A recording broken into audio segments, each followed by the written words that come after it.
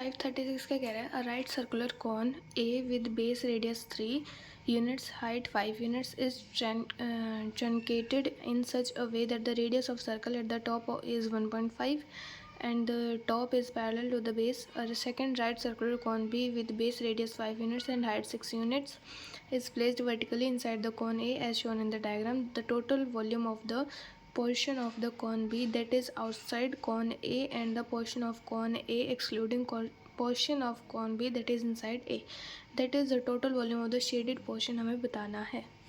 अब देखिए ये हमारा कुछ डायग्राम है ऐसे, ठीक है। ये हमारा नीचे वाला जो कोन है ये A है और ऊपर वाला हमारा B है, ठीक है। ऊपर वाले का रेडियस हमारा 5 है और इसकी हाइट 6 है।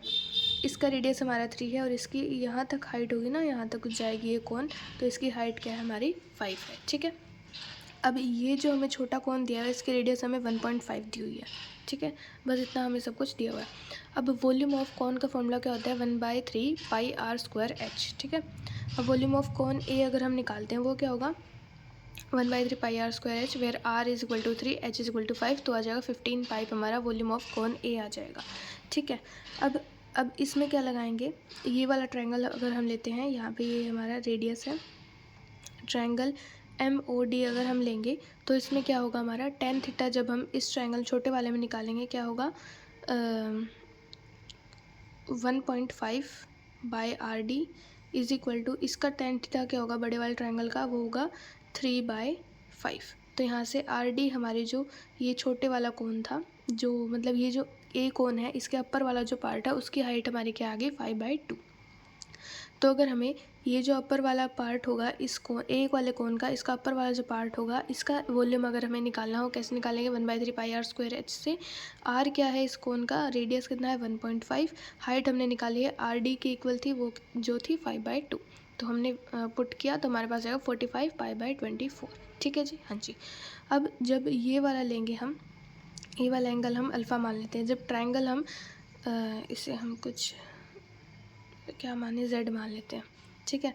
जब ट्रायंगल PZQ लेके तो इसमें क्या होगा, फिर से tan अल्फ़ा को इक्वेट करेंगे, इस ट्रायंगल में क्या होगा 1.5 by PR is equal to 5/6, tan alpha को हमने इक्वेट कर दिया तो PR हमारा क्या आ गया 9/2 के इक्वल आ गया। मतलब इस ये जो बड़े वाला कोन था इसका जो ये पार्ट है, ऊपर वाला कोन का जो पार्ट है वो इसके अंदर जो आ रहा है ए वाले कोन के अंदर, उसकी हाइट हमारी क्या है 9/2 है, ठीक है जी। तो वॉल्यूम ऑफ कोन, इस वाले कोन का हमारा वॉल्यूम कितना होगा, ये जो PNS कोन बन रही है नीचे वाला, इसका वॉल्यूम हमारा कितना होगा 1/3 पाई आर स्क्वायर एच से। आर हमारा रेडियस है हमारा 1.5, हाइट हमारी PR की इक्वल है जो कि 9/2 है। पुट किया वैल्यूज़ तो हमारा आ गया 27 पाई/20, हमारा इसका वॉल्यूम आ गया।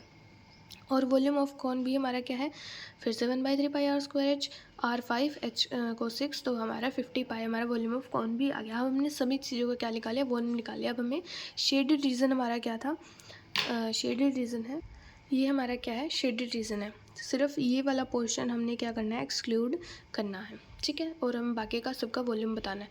तो देखिए पहले तो वॉल्यूम ऑफ नीचे वाला जो शेडेड रीजन है हम उसका वॉल्यूम निकालते हैं, ठीक है।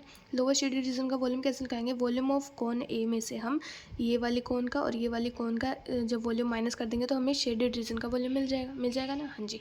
तो volume of lower shaded region क्या होगा, volume of cone A total कितना है 15 pi, minus volume of upper cone 45 पाई/24 minus volume of lower cone 27 पाई/20, ठीक है। Volume of upper shaded region हमारा क्या होगा, volume of cone B 50 pi minus, जब हम ये वाला कॉन हटा देंगे तो हमें ये वाला पूरा रीजन मिल जाएगा, तो उसका वॉल्यूम क्या है 27 पाई/20। अब क्या करेंगे, दोनों इक्वेशन को ऐड कर देंगे तो हमें क्या मिल जाएगा, रिक्वायर्ड शेडेड रीजन का वॉल्यूम मिल जाएगा, विच इज़ इसको सॉल्व कर लेंगे तो आ जाएगा 2417 पाई/40 के इक्वल।